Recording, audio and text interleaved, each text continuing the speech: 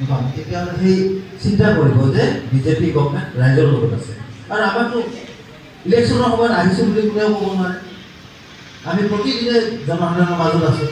আমাক কোনেও আমি নোৱাব নোৱাৰে যে তোমালোকে ইলেকশ্যনৰ সময়ত অকল ভোট খুজিব আহিছা।